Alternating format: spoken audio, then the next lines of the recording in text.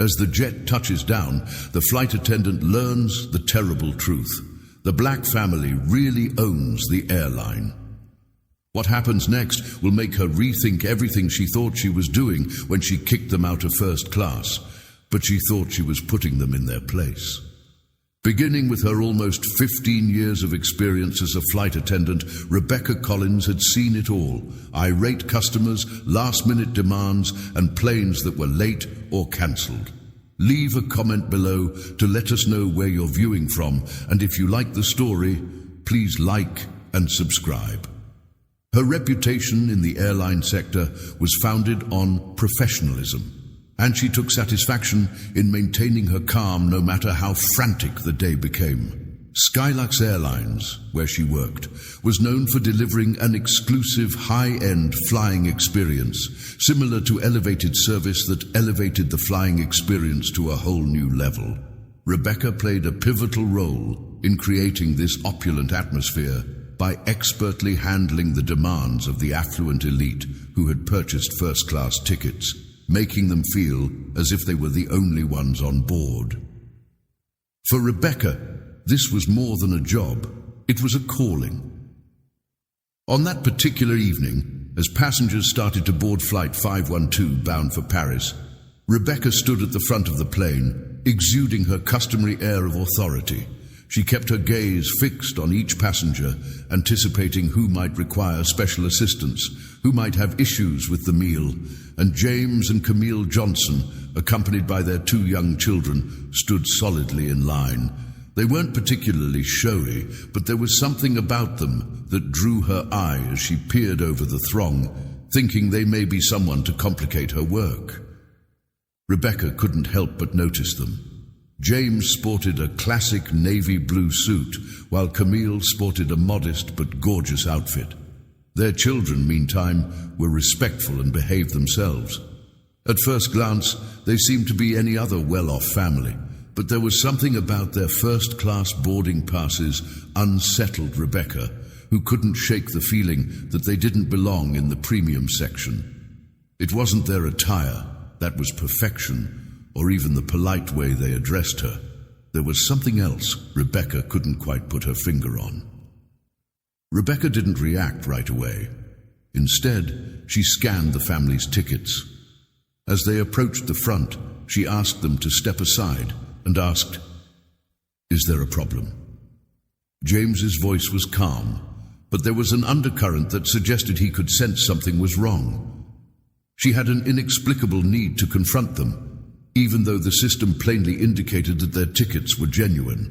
"I'm afraid I'll need to validate your reservation," she replied, adding that there appears to be some uncertainty.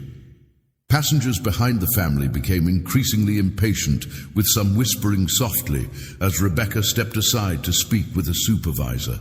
James and Camille exchanged a brief glance but remained silent.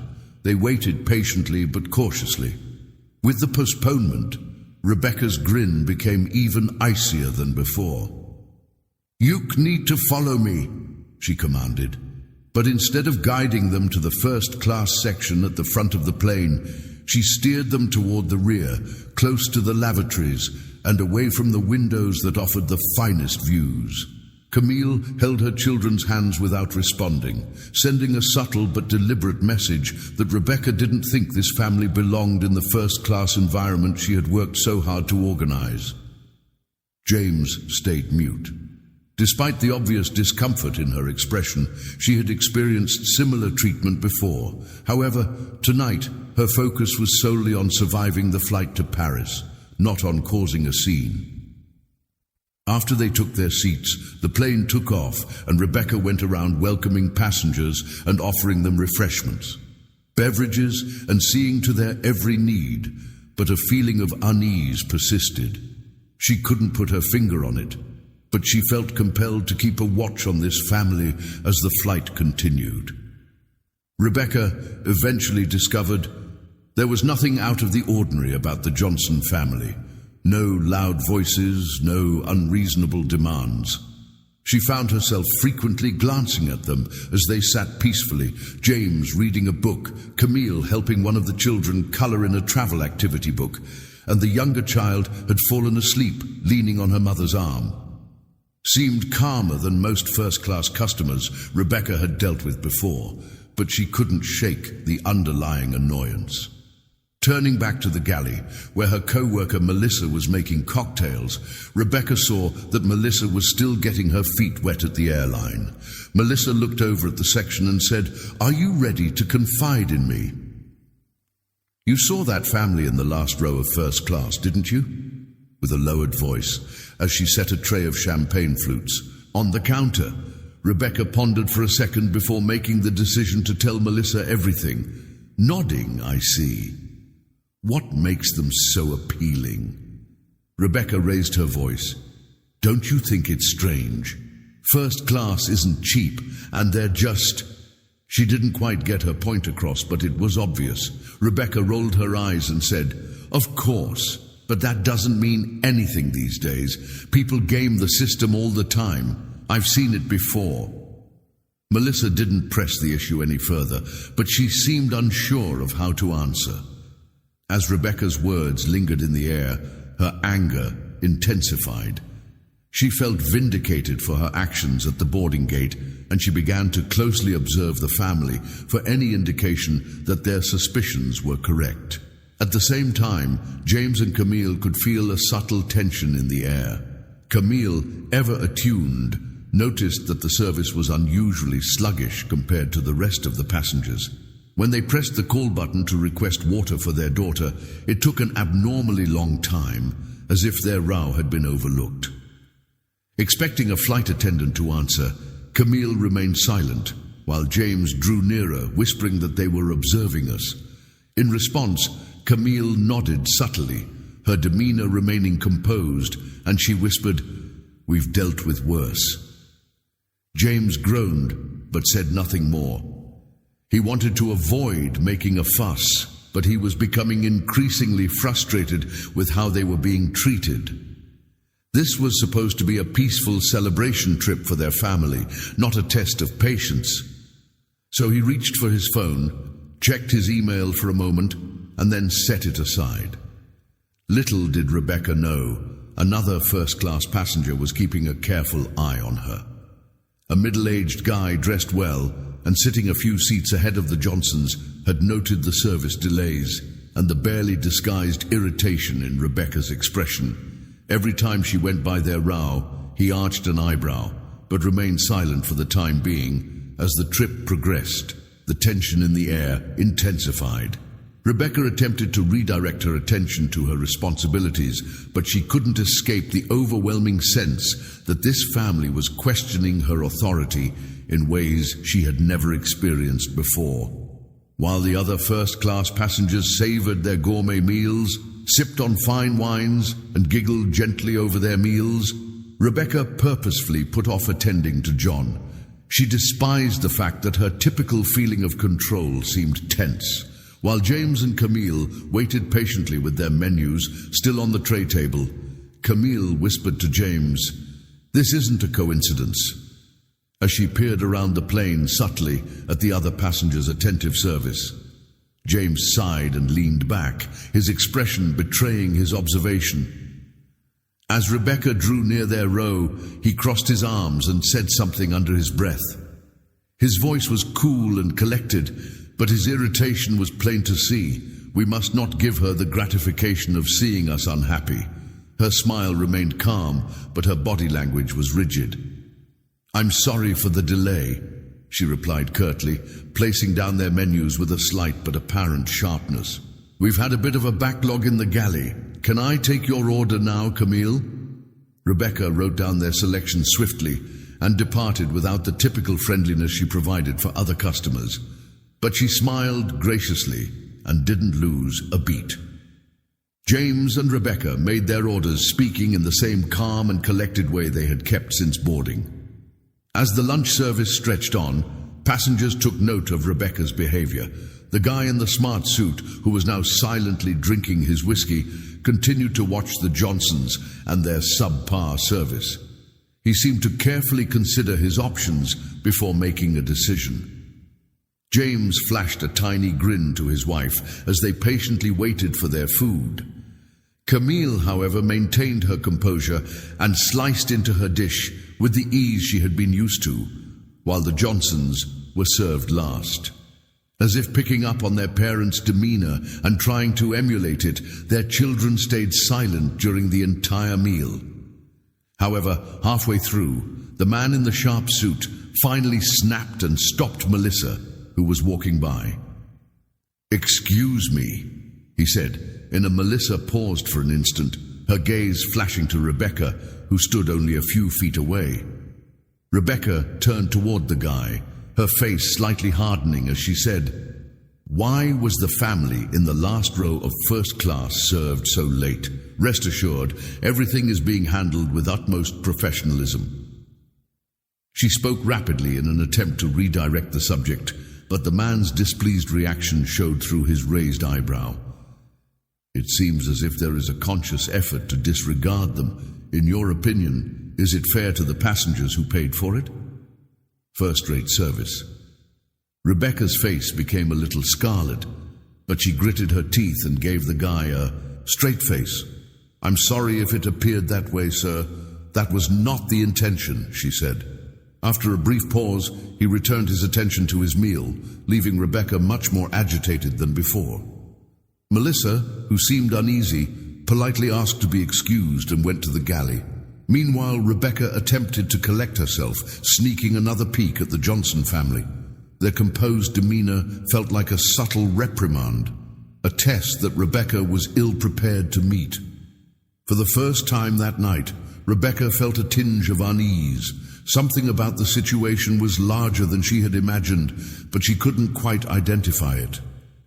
The remainder of the dinner service went off without a hitch, but beneath the surface, tension remained high in the cabin. Rebecca, attempting to concentrate on her duties, moved swiftly between the rows, but her mind kept returning to the man's sharp remark and the Johnson family's unfaltering poise. James glanced across to Camille, silently noting the increasing disquiet in the cabin, and Camille, ever the steadying, felt uneasy with every encounter with them, no matter how commonplace. They weren't combative, but their silence screamed volumes. She whispered to him, "We've dealt with worse. Remember, all we have to do is enjoy what we have." James nodded, but his jaw stayed clenched, and Rebecca stood by his side. Rebecca, who always took great pride in her poise and professionalism, felt her control slipping as she overheard snippets of the passengers' conversations in the galley. Although no one openly criticized her, the man's comment had clearly sparked quiet conversations. As the flight drew to a close and the cabin lights went off for the night, people started to settle into their seats, some nodding off and others watching in-flight movies. The Johnson children, who were rather young at the time, had fallen asleep, and their small perched on their parents' shoulders. James and Camille stayed vigilant, their conversation muted, save for the occasional glances toward the flight attendants in the galley. Rebecca, unable to contain her growing frustration, turned to Melissa and whispered, "I don't understand why they're behaving haughtily. It's not like they're royalty." Melissa, who seemed uncomfortable, paused before responding, "I don't think they're acting entitled," which she said cautiously. Melissa saw Rebecca give her a scathing look, and the words "you don't understand" linger in the air. Rebecca has been in the industry for a long time and knows when something isn't right, so maybe we should simply treat regular passengers like everyone else. Rebecca considered responding, but decided against it and returned to the cabin instead. Meanwhile, James had stealthily gotten up from his seat and approached the front of the plane, where he had a brief conversation with the captain's assistant. His demeanor remained calm, but there was a hidden intensity in his voice. Although Camille arched an eyebrow without asking, she had faith in her husband's judgment and understood that whatever he had, so she accompanied James to the cockpit, where he had a short, private talk with the captain. Planned would be dealt with in the same subdued dignity they had displayed all evening. Rebecca, who had been oblivious to the cockpit conversation, kept making her rounds. The other first-class passengers seemed relaxed, but some were starting to pay attention. As we soared through the night sky, the subtle dynamics became apparent. Rebecca's unease became more apparent with each approach to the Johnsons. No one spoke out against her, but the whispers grew louder. The carefully maintained facade of Rebecca's personality started to crumble, and she seemed unable to shake the underlying... She couldn't shake the feeling that she had misjudged this family. But for some reason, the thought kept distracting her from her responsibilities. Meanwhile, Johnson kept her cool, quietly watching what was happening around them. Their relative quiet was unsettling, and Rebecca had no clue what she was getting herself into with her actions. As the sword sliced through the cloudy sky, her anxiety mounted with each look at the Johns, who weren't exactly making a scene. Despite their lack of demands, their silent presence seemed like an insurmountable obstacle that Rebecca couldn't ignore. The cabin was still and serene, with most people either sleeping or peacefully watching movies. The trip should have been ordinary, but Rebecca could sense an unseen burden weighing her down. In the first-class cabin, James leaned in closer to Camille, adjusted his seat and whispered, "Everything is set." Camille stared at him, her face enigmatic, and then nodded. She glanced at their still sleepy children and then back at her husband. Are you sure this is necessary?" Camille asked gently, her voice barely audible as she leaned back in her seat. James smiled faintly, his expression conveying a mix of comfort and resolution.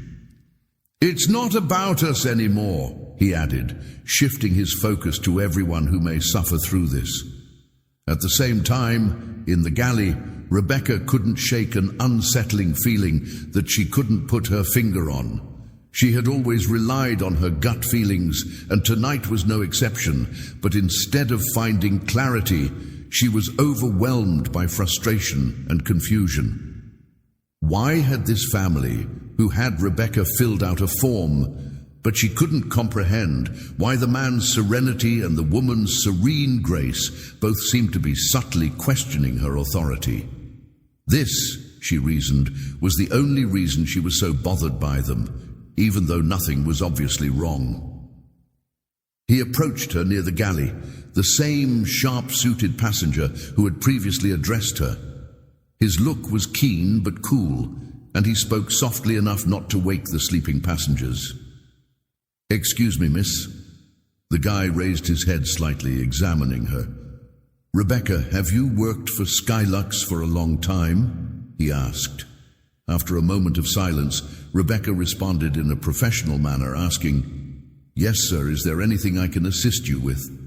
"Kurt, I'm assuming that the Johnson family in the rear seat paid the same premium price as the rest of us, since this airline places such a premium on customer experience." The guy smiled slightly, but it didn't reach his eyes. "Impressive," he murmured. Rebecca's jaw clenched as she despised his directness. "Of course, sir." She forced a pleasant tone, but he still raised an eyebrow and demanded to know whether all passengers were treated equally. "Bo, if there is a problem, I promise it will be addressed." Rebecca's hand clinched slightly around her clipboard as she spoke, and the man took a sip of his drink, his gaze fixed on hers the whole time. "Good," he murmured calmly, since his words echoed through the galley as he returned to his seat, leaving Rebecca to face her mounting fear. She sensed a sudden warning, but she couldn't put her finger on why. Her mind raced as she tried to decipher his meaning. Rebecca attempted to dismiss her concerns by shaking her head. She had dealt with challenging passengers before and was sure she could handle this one too. However, an uneasy sensation had settled in her chest, and she couldn't shake it. The hours passed, and Rebecca's anxiety started to shred with each glance at the Johnson family, who seemed serene and unconcerned by the very thinly veiled threat that was mounting around them. Her anxiety was heightened by their composed demeanor, which made her wonder if they knew something she didn't. In the galley, the guy had made a cryptic statement about how you never know who could be watching. She wondered what he meant and why he had aimed the comment toward her. As the plane descended slowly toward Paris, Rebecca made an effort to divert her attention from the various responsibilities at hand, such as collecting trash, helping passengers get ready for landing, and making sure the cabin was secure. However, her eyes kept wandering to the last row of first class, where James and the children had been roused from their slumber by Camille, and they were now gazing out the window, entranced by the glittering lights of the city below. As James checked something on his phone, his expression remained as composed and measured as ever, but Rebecca couldn't help but feel that there was a change in the air, and Rebecca felt like she was on the brink of something she couldn't control. It wasn't just the Johnsons' quiet presence, but also the way other passengers started staring their way and whispering amongst themselves. As the plane came to a stop, first-class passengers started to gather their belongings, getting ready to disembark. Rebecca caught sight of James putting his phone in his pocket and then exchanged a quick glance with Camille. Their exchange was subtle but deliberate, as if they had quietly agreed on their next move. After making sure everyone else was prepared to depart, Rebecca kept her ears peeled for any sign of activity from the Johnson family. When the cabin doors finally opened, she hurried toward the exit to say goodbye to the first-class passengers, her smile reflecting her professionalism. Settled in their seats, the passengers started to disembark, expressing gratitude to her and the rest of the staff for their assistance. A guy in a smart suit walked by her, shooting her a long, pointed glance, but remaining silent. As the Johnson family had their turn, Rebecca tensed up a little, and James took a moment to collect himself. With a tone that made Rebecca's stomach knot, he looked her straight in the eyes and thanked her for the flight. Camille nodded in return, maintaining a steady and unreadable stare. Rebecca forced a smile and nodded in return, saying, "You're welcome, she." "Say it fast," she said, her excitement palpable as they stepped out of the cabin. James glanced back at the cabin for a moment, his countenance contemplative and uncertain. Rebecca felt a peculiar sense of exposure, as if the thin A flight attendant approached Rebecca with a perplexed look and whispered, "The captain wants to see you in the cockpit." Rebecca's heart skipped a beat as she felt a layer of control that she had worked so hard to maintain throughout the flight slipping away. Rebecca felt a surge of worry, but she quickly calmed herself, straightened her uniform, took a deep breath, and made her way to the cockpit, telling herself it was probably simply a matter of timing.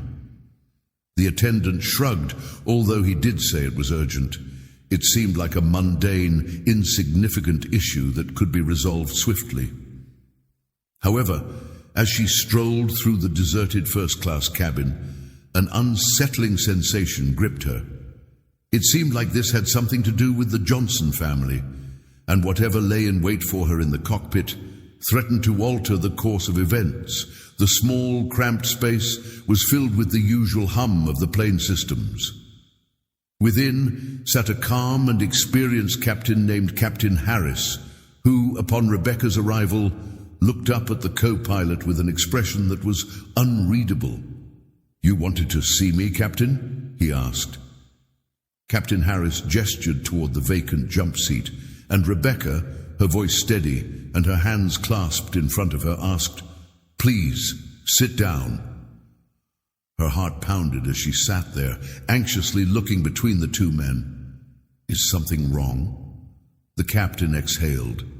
He started his message to Rebecca by placing his hands on the console in front of her. His voice was calm but forceful, and it concerned the occupants in rows 1G and 1H. Rebecca's stomach fell, and she chose not to answer. Rebecca's thoughts raced as she tried to figure out the message. Why had she handled the issue discreetly? Captain Harris, who was intently observing her response, explained that they are more than simply passengers. With a little tightening of his tone, Harris said that James and Camille Johnson are the largest stockholders in Skylux Airlines. Rebecca blinked, her mind unable to grasp his words. She repeated her question barely above a whisper. Their performance on this flight was evaluated informally as part of their investment portfolio. Based on the reports I've received, their experience wasn't up to par. Rebecca's breath caught as her thoughts spiraled under the weight of his comments, which hit her owners. As she considered the consequences of her actions, every delay, every slight, every dismissive glance, she broke out in a cold sweat. The family she had subtly discriminated against throughout the flight owned the airline, not just the tickets. It's not only Johnson's fault. The other passengers were probably complicit too. Captain Rebecca's voice began to quiver, and she said, "I wasn't aware that was the problem." Harris broke in, his tone cutting.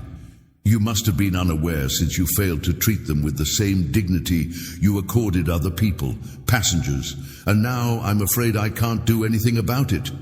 The Johnsons have asked to meet with you before we leave the airport," and Rebecca was visibly upset as she clenched her fists in her seat and asked, "Captain, is this meeting really necessary?"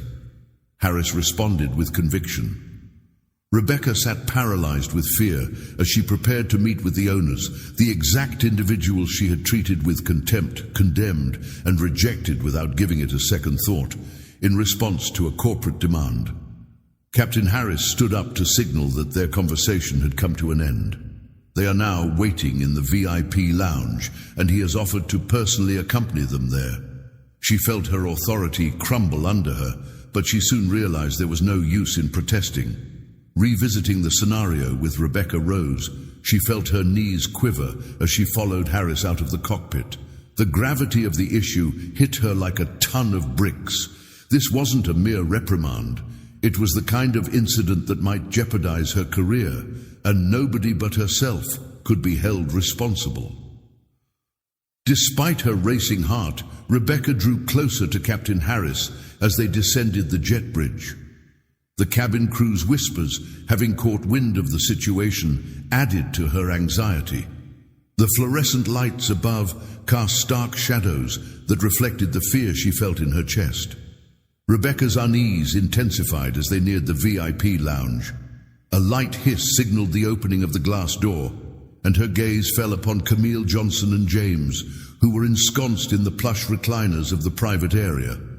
James seemed to be relaxing, his legs crossed. Captain Harris and Camille sat cross-legged, one arm carelessly thrown over the chair. Camille sat straight, elegant but authoritative, her look inscrutable. And their children were probably somewhere else, so all eyes were on them.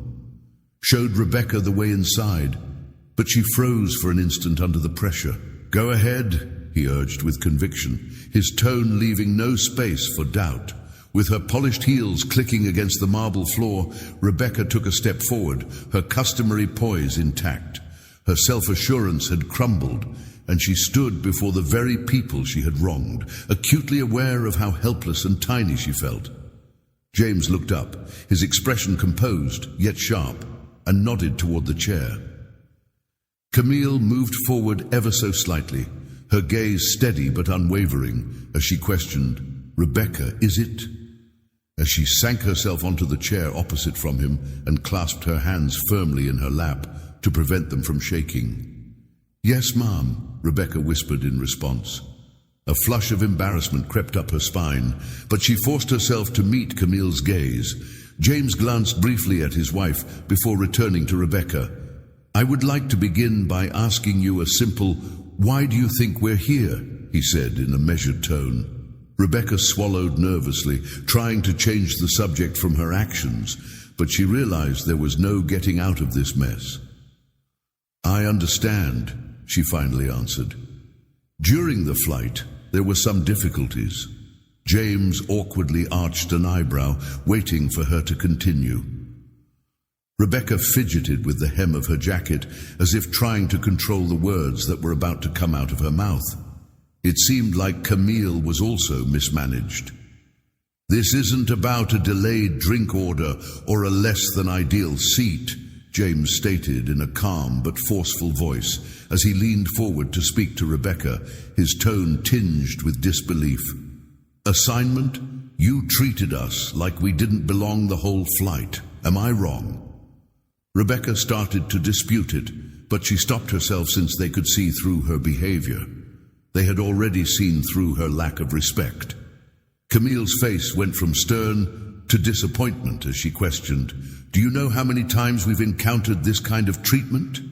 Her voice was calm, but cutting, and she simply replied, "No, sir. Our lives have been built to be undisturbed, yet when we encounter individuals like you, it seems like we're intruding. Why is that?" Rebecca's jaw clenched, and she struggled to find the words to respond. Camille's comments hit her more than she had anticipated, compelling her to face the truth. Hidden prejudices she had concealed behind her years of polished expertise, James leaned back with an unflinching stare, saying, "This isn't just about us. It's about every passenger who has been made to feel less than because of someone else's prejudice. Mrs. Johnson, it is my grave concern that this kind of conduct does not exist on our airline. Your actions today has left me questioning your place here, and my heart is racing with fear."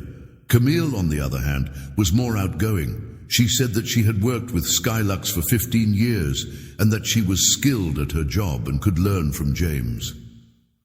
Rebecca's heart sank even further as she observed the deafening silence that followed. It dawned on her that no amount of carefully selected words or excuses could repair the damage she had caused. The self-control she had painstakingly worked so hard to achieve during the flight was completely gone. James finally spoke up, saying, "We'll take this matter to corporate." He calmly explained that her actions today would be reviewed, and that a decision about her future with Skylux would be made based on this review, but that she needed to understand that her behavior today would have consequences. "It's inappropriate, and it brings shame on the whole organization, not simply you." Rebecca nodded, her hands shaking in her lap. She wanted to defend herself more, but she knew it would backfire. Rebecca remained still in her chair, paralyzed by the crushing weight of the situation. The words said by Johnson reverberated in her head, shattering the fragile illusion she had constructed. Throughout the journey, she clung to her reasons. Now, she felt exposed, as if her every unspoken idea and subtle bias were on full display. For the first time in her 15 years with Skylux, she felt really helpless. James leaned on her. He continued, his composed manner unfaltering, and Rebecca nodded rigidly in agreement. "We're not here to humiliate you. This isn't about revenge or making a spectacle of what happened. It's about accountability," he added, his voice carrying a weight that made her flinch slightly. "I apologize for the inappropriateness of my behavior. I felt a dryness in my throat and was at a loss for words as she began to crack her voice. Finally, she cleared her throat and gave it another go. "I really regret the way I treated you and your family." Camille's demeanor was inscrutable as she looked at Rebecca with a strong apology. "I know I can't fix what I did, but what counts is how you choose to go ahead." Though she wanted to protest and insist she wasn't who they thought she was, Rebecca swallowed hard and clenched her fists around her blazer. However, she knew Camille was right. She had allowed her biases to control her actions, and now she was. James drew back slightly, his voice becoming more kind but stern. "Listen up, Camille. We're going to report this incident to corporate. They'll decide what to do next. Whether you stay with this airline or not is completely out of our hands. Just know that your behavior will have consequences." Even though the Johnsons didn't say a word, they just waited for the dust to settle. Rebecca silently nodded, her heart aching from the years of hard work and pride in her profession that had crumbled in the span of a single flight. Rebecca felt even more ashamed when Camille rose and adjusted her coat with an air of serene elegance, exclaiming, "We've said what we needed to." Her voice was calm, but resolute, and the next step is entirely up to Rebecca. He extended his hand to Rebecca, who hesitated for a moment before shaking it. James' grip was firm but measured, and he simply said, "Good luck." His tone was devoid of malice, but filled with finality. As the Johnsons walked out of the lounge, Rebecca sat motionless. A tempest of remorse and damnation raged through her thoughts as the sound of their approaching footsteps dwindled, leaving her to face the harsh reality that she was solely responsible for her current predicament. Captain Harris reappeared at the lounge a minute later, his demeanor a blend of professionalism and sympathy as he spoke to Rebecca, saying, "Evenly. Corporate will get in touch with you first thing in the morning. In the meantime, I think you should take the remainder of the week to think about this." Rebecca quietly agreed. As she stood up and stepped out of the lounge, the crushing reality of the situation hit her like a ton of bricks. Her career, reputation, and the perfection she had worked so hard to achieve were all in jeopardy, and it was all because she had allowed her biases to control her. With her weak and wobbly legs, Rebecca made her way through the crowded airport terminal. The normal buzz of travelers, families reuniting, and professionals racing to their gates seemed like distant, static noise in the background. As she made her way to the employee parking lot and hopped into her vehicle, her grip on the steering wheel tightening, her mind replayed Johnson's comments, each one more painful than the last. The weight of their deliberate, quiet confrontation seemed greater than any yelling battle could have. As if the wheel were her only source of stability, she remained still, looking at the dashboard. In her mind, the images of the Johnsons' faces, calm and collected but brimming with subtle disappointment, flew around. The trip home was a haze, with the city lights pouring by her windows like thin streaks. She hardly noticed the slightest change in her body position, and she wanted to be furious and blame them for her situation. But she couldn't. All of her decisions on that flight had led to this, going through the motions as her thoughts delved further into introspection. It wasn't only this incident that she pondered. She came to realize that there had been other, less significant instances that she had dismissed or rationalized, or that she had denied the possibility that her biases had impacted her behavior. Johnson had merely been the pioneer. In the house felt colder and icier than usual as Rebecca pulled into her driveway. She sat in her car for a long moment, unable to bring herself to go inside. She knew that the quiet of her home would only intensify the storm in her life. She mustered up the courage to step inside, her heels making a gentle clicking sound on the hardwood floor.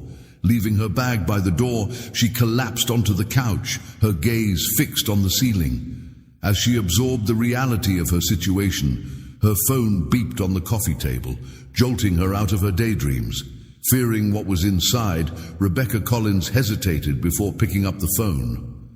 The message was a brief but clear confirmation that the Johnsons had filed a formal complaint against Sky, and the subject line read, "Immediate review of employee conduct."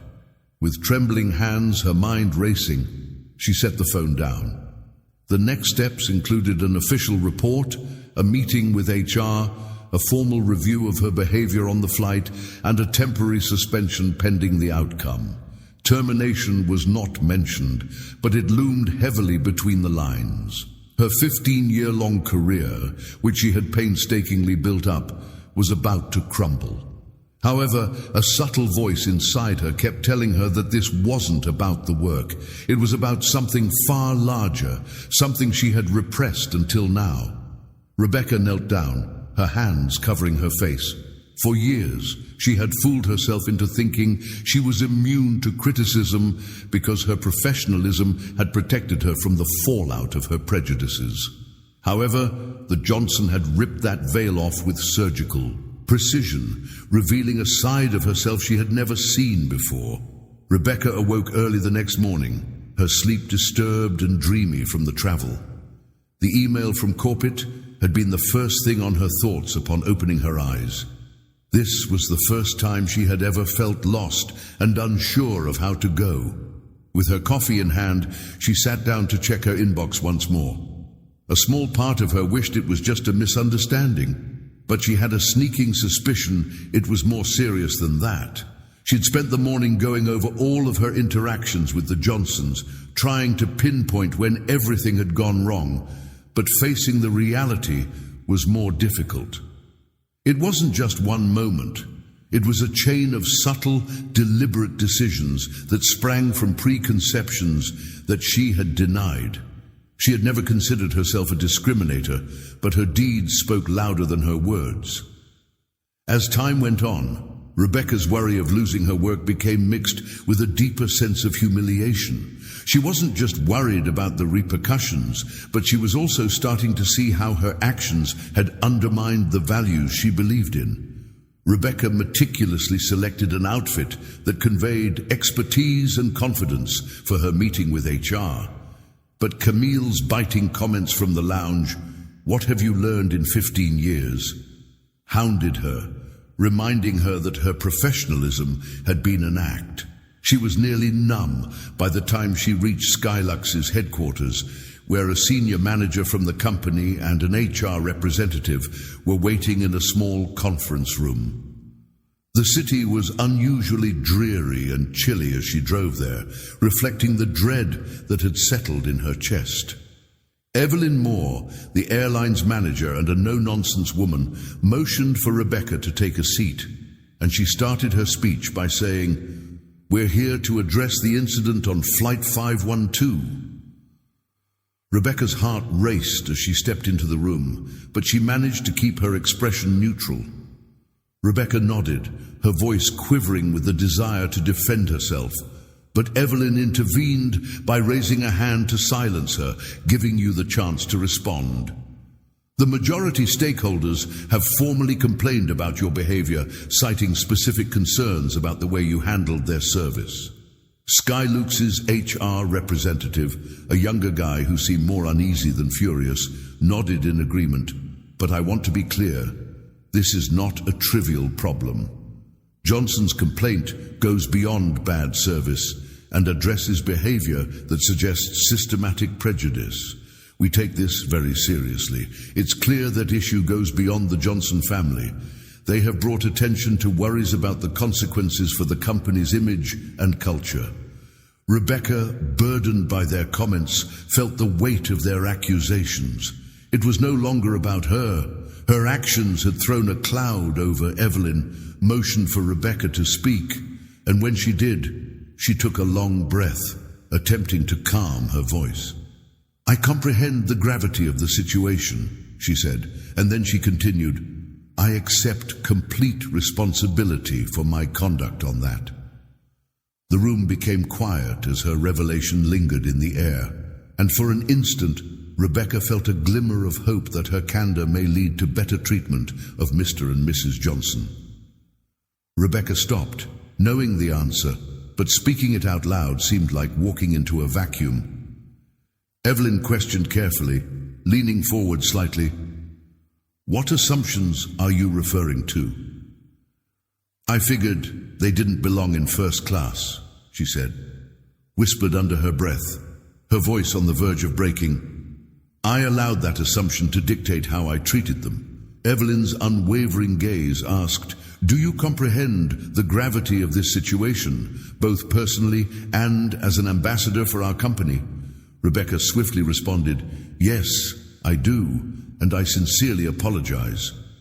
When the HR representative made notes on a clipboard and Evelyn exchanged glances with him, Rebecca's heart dropped even deeper. She could see that her comments, however honest, would not be enough to restore the damage. Rebecca, you have been an exemplary Skylux employee for many years, but this incident is too serious to ignore. The Johnsons deserve nothing less than fair treatment, and their ordeal reflects badly on the airline. Evelyn drew back, her expression unchanged. We will examine this subject carefully. It is not about you, but about the culture we want to cultivate. Rebecca nodded, her voice tinged with the pain of unshed tears. She had taken great pleasure in her professionalism for a long time, but now she realized it had been a mask for her own shortcomings. Evelyn said, For the time being, you are suspended with pay pending the outcome. You will be notified of our decision within the week. Rebecca thanked them in a scarcely audible whisper before leaving the conference room, her shoulders slumped under the weight of the suspension.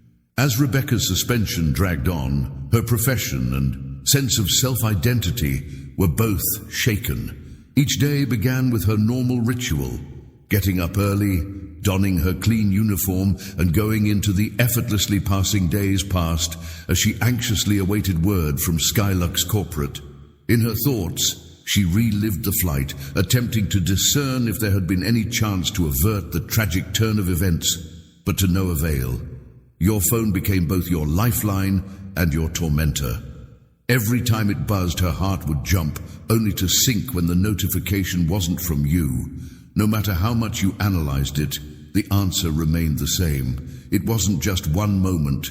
It was every choice you had made, every bias you had allowed to guide your actions. Skylux endured intolerable airline silence, a continual reminder of the future's unpredictability. She shied away from friends and family, ashamed to admit she was suspended, and spent the third day alone with her thoughts. Suddenly, an email arrived, not from HR or corporate, but from a colleague named Melissa, with the subject line, "Are you okay?" Rebecca hesitated to open it, uncertain whether she wanted to hear from anybody related to the trip. The email was short but genuine, and the subject line read, "Hi Rebecca, I hope you're doing well." Melissa, who had been the closest witness to what had transpired, had said very little, but Rebecca stared at the screen, her emotions tumultuous. "I wanted to check in because I know things got tense on the flight, and I heard about your suspension. I hope you're holding up okay. Please let me know if you want to talk." Despite feeling disapproved of on the journey, the email came across as sincere, and Rebecca felt a little spark of connection for the first time in days. She quickly replied, "Thanks for checking in. It's been a rough week, maybe." Just as she was about to click submit, Rebecca realized how lonely she had been feeling. The walls of her apartment appeared to close in on her, and the weight of her suspension seemed to be becoming heavier by the second. That night, Rebecca made the decision to leave her apartment for the first time. Wandering aimlessly through the city, she finally found a peaceful coffee shop tucked away from the main streets. She ordered a drink and chose a seat in the corner, hoping the noise of the outside would drown out the oppressive silence. It was the first time since her suspension that she needed airspace, anything to distract her from the oppressive silence. Thoughts of the Johnsons resurfaced as she drank her coffee, and she reflected on their serene firmness and unwavering poise throughout the journey. Camille's measured and precise comments lingered in her memory, and she wondered, "What have you learned?" For a brief time, Rebecca admired the carefree attitude of a group of young professionals sitting nearby. Their laughing and easy conversation provided a dramatic contrast to her inner agony. However, her envy quickly faded as one of their something in the comments piqued her interest, and I read about the Skylux incident. A lady leaned forward conspiratorially and revealed that the owners were on a plane when the staff completely botched it. "Can you believe that?" Rebecca froze halfway through her coffee, and someone else added, "Absolutely I." Rebecca felt her stomach twist. She hadn't anticipated how embarrassed the airline would be if its employees were unaware that the owners were a rich black couple. The woman shook her head and laughed softly as she brought up the topic of karma, saying that one cannot treat others badly without suffering consequences. Hearing the tale from strangers just made it seem more real and unavoidable. She put down her cup, her need for coffee gone, and gazed at the table, her mind racing with questions about whether or not others were already discussing the occurrence. After a few days of dwelling on the possibility of losing her job and having her name dragged into the story, Rebecca decided it was time to leave the coffee shop. The thought of being publicly linked to this mistake was overwhelming, and she felt like she was fighting for more than just her career anymore. struggled to maintain the identity she had crafted for herself, and began to question its value for the first time. The next morning, Rebecca awoke to an email from Sky Luke Corporate, her heart quivering as she opened the message. Scanning the subject line, she saw that it contained a decision about Rebecca's suspension. Collins, her stomach knotted up as she read the first few words. Dear Miss Collins, after consulting with our stakeholders and doing a comprehensive assessment of the event on Aircraft 512, we have decided to terminate your employment with Skylux Airlines. Rebecca skimmed the line multiple times, her heart racing, before the words, "Your employment with Skylux Airlines will be terminated effective immediately," hit her like a ton of bricks. Despite her best efforts, the words didn't budge. The email went on to explain the reasons for the termination.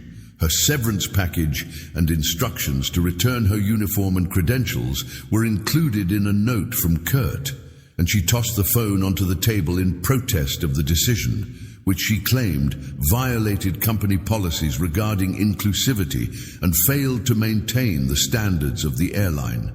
She also threatened to damage the company's reputation. Her hands quivered in astonishment. Her 15-year-long career was ended in an instant. She sat in shocked silence, overcome by the magnitude of the situation. She had been terrified of this moment for days, but now that it has come, it seemed like the earth was collapsing under her feet. Underneath her had disappeared, leaving her suspended in mid-air. Her first reaction was to reach out for help, but she was hesitant since she didn't know who would comprehend her situation. Her co-workers would see her as a warning about the consequences of crossing a certain boundary, and her family might take a dim view. She knew that her friends and co-workers would be understanding, but they wouldn't understand the magnitude of her situation. Her life had been centered around Skylux for so long that she couldn't fathom a world without it. Tears welled up in her eyes, but she vowed not to let them fall. She was responsible for this, and she felt the weight of it all. Rebecca stood frantically pacing her cramped apartment, her thoughts racing with concerns about how to go on now that her identity was bound up with her recently lost employment. The weight of responsibility was crushing her. The weight of the termination letter lingered with Rebecca like a shadow for days. She avoided checking her email, ignored her phone, and stayed indoors, unable to answer the hardest question. Had she actually learned anything, or was this just another failure she would carry with her? Cooped up in her apartment, the oppressive quiet was more like suffocation than comfort, yet she still couldn't get the courage to face the world outside. It was as if everyone could see her humiliation, her failure etched on their faces for all to see. Finally, on the 5th day, her doorbell rang. Shocking her, hesitantly peered through the peephole, uncertain whether she wanted to see Melissa. Melissa tentatively smiled at her before opening the door to anybody. "I know you've been going through a lot, so I brought you this," she said gently. A paper bag with the emblem of a nearby bakery, which she displayed. "I thought you might use something little," so Rebecca graciously stood aside to allow her in. Whispered under her breath as she sat at Rebecca's little, "I learned about the termination from Melissa, who broke the stillness at the kitchen table while holding a bakery bag. She said softly, 'I'm truly sorry, Rebecca. I understand that this is a lot for you to handle.' Even though I could see it coming, Rebecca's hands twitched nervously as she shook her head and let out a trembling breath, expressed her decision-making process and the subsequent costs as Melissa gave her a subtle nod. Understanding her sentiment, I do get what she was saying. However, you aren't the only one who has ever anything went wrong. You were just caught in a circumstance where you couldn't escape the excerpt." Rebecca raised her head and peered onto Alyssa's face. "Do you believe I'm an evildoer?" she inquired, her voice quivering in response to my actions. "I don't believe you're a nasty person, Rebecca," Melissa pondered before saying, I think you have been harboring unconscious prejudices and responded negatively when confronted with challenges. To them, Rebecca, you must realize that acknowledging that fact is the first stride toward improving yourself. Worried it would be too late, she clenched her jaw and murmured, "What if?" "It's still possible to fix things," Melissa assured you with conviction. "Even if I have damaged everything, work sure, but you haven't ceased to be capable of learning and developing, so I'm not sure." Words hung heavy but not crushing in the air, asking, "Are you willing to put in the hard work to make that happen?" For the first time since her dismissal, Rebecca had a brief glimmer of optimism, and it wasn't because everything had suddenly turned around. The path ahead was fraught with danger and uncertainty, but she knew she could still make a decision. Maybe it wasn't the conclusion, or maybe it was the start of something new and improved. She remained at the table for very some time thereafter, still unsure of what it seemed to be. The bakery bag lay neglected beside Melissa, and the hushed counsel that Melissa had offered resounded in her thoughts. The one who dared her to emerge from the haze in which she had been mired. It was a simple question, but the answer seemed monumental. Could she honestly face the challenge? The past self, and discover a new path ahead? The prospect of transformation frightened her. Her untouchable revealed the gaps in her long-established reputation as a competent, self-assured artist. She was confused about her own identity after the Johnsons' savage disclosure of her identity. Without it, but the prospect of remaining unchanged was more terrifying to her. Instead of allowing this setback define her as a failing woman who did nothing to improve her situation for the first time in days, Rebecca powered up her laptop, but she was at a loss for words as she glanced at the empty search bar. Her fingers slowly started to type discrimination and unconscious prejudice into the office, a deluge of research papers, courses, and workshops. She began by clicking on personal writings, and before she knew it, she was completely engrossed on tales of individuals who had come to terms with their own prejudices and made efforts to eradicate them, every tale unique in its own way. But one thing that connected them all was the difficulty of change. Rebecca could have found herself scrolling, perusing online discussion groups and forums, reading the honest accounts of individuals from various backgrounds, some of whom were facing their own prejudices, while others spoke of the hurt they felt when they were the target of nevertheless. She became interested in a post by a lady who had experienced professional prejudice. She resolved to make a positive impact by channeling her knowledge into a non-profit with the mission of encouraging workplace responsibility and diversity. The statements struck a chord. The idea of Camille Johnson, who sat across from her in the lounge and asked a question that was still plaguing her, occurred to Rebecca. Tormented her for 15 years, Rebecca came to terms with the fact that she lacked a "that's a wonderful" response. Perhaps she can begin searching for one now that she has saved it. Some training materials, her first quavering fingers as she contemplated stretching out, going to a professional organization for assistance, is something she used to laugh at. But now she sees it as a chance to learn outside. Rebecca's control seemed more like an absolute need than a mere compromise. She was innocent enough to know that this wouldn't magically erase years of deeply held beliefs, and changes in behavior would need investment of time and energy. But there was no turning back for the individual who had failed so miserably. Early the following day, she awoke with an odd combination of fear and resolve. She had a clear idea of what she needed. Taking a look at the stored number from years ago, she decided to pull out her phone. They hadn't spoken in months. Their bond was strained. Leah had an extensive background in diversity and inclusion, but her work had been hindered by Rebecca's inflexible and sometimes disdainful demeanor. Leah was the consultant, but Rebecca had never given her job her all. Rebecca was hesitant to call Leah, her fingers lingering over the button.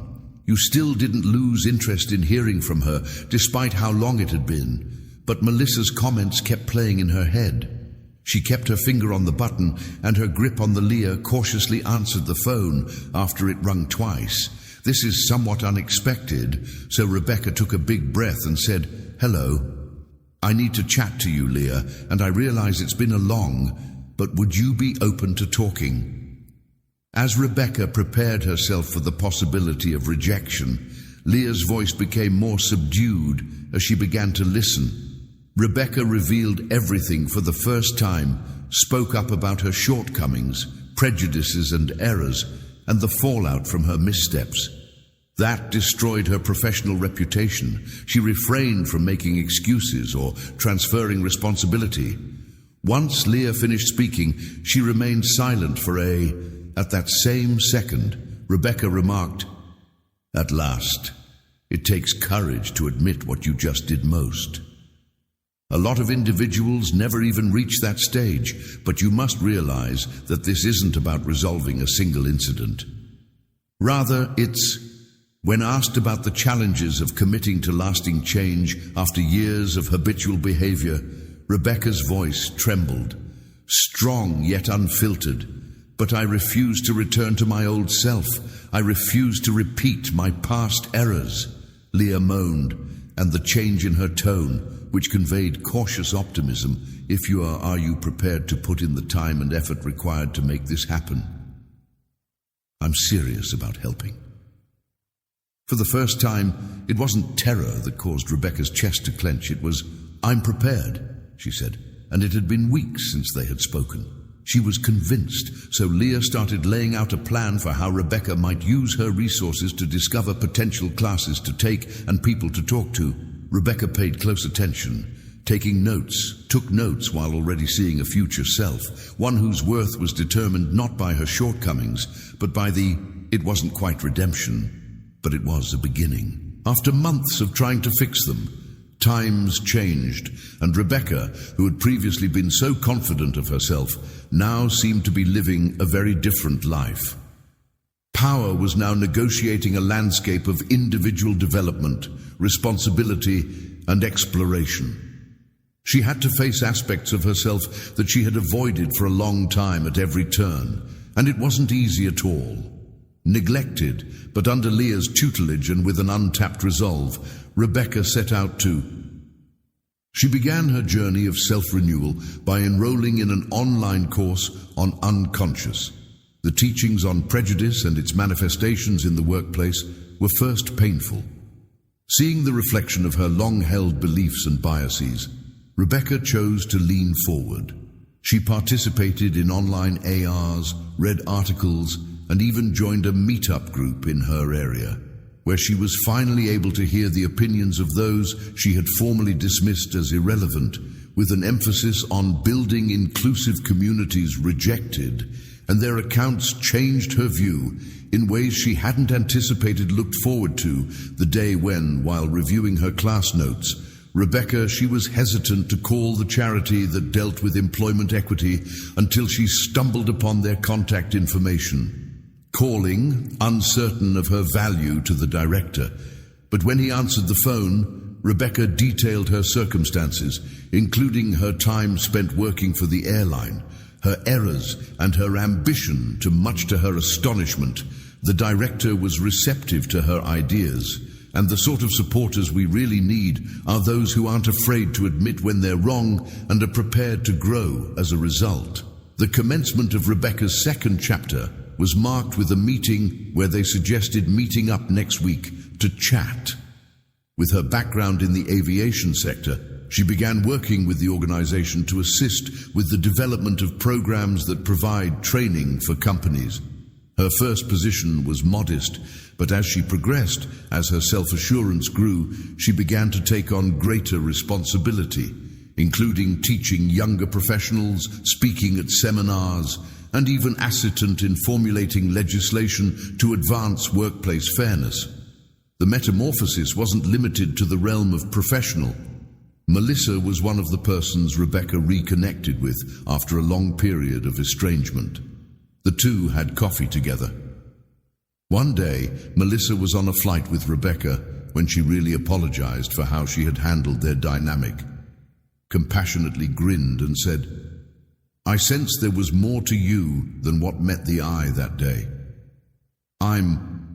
She kept the Johnsons in mind as well, their composed strength acting as a subtle compass as she navigated her new start. One day Rebecca penned a letter, uncertain whether they would. She was moved to express her sincere appreciation and remorse, even if no one had ever read it. She expressed her gratitude in the letter for making her face the aspects of herself that she had long disregarded. By doing more than just making me pay for my mistakes, she said, your actions transformed my life. When Rebecca sent the letter she had written, she proved to me that it's always possible to improve one's performance. Was uncertain about the Johnsons' response, but she had a subtle sensation of relief. The act of penning the letter had sufficed, and she no longer needed them. Rebecca took a giant leap forward in accepting responsibility and progressing as she stepped in. She had transformed from the flight attendant who had allowed her prejudices to show in front of a crowded audience during a workplace equity session. Be the one to control her, she had become a new person who had embraced her setback and transformed it into a springboard for development by observing the audience's reaction as she recounted her experience.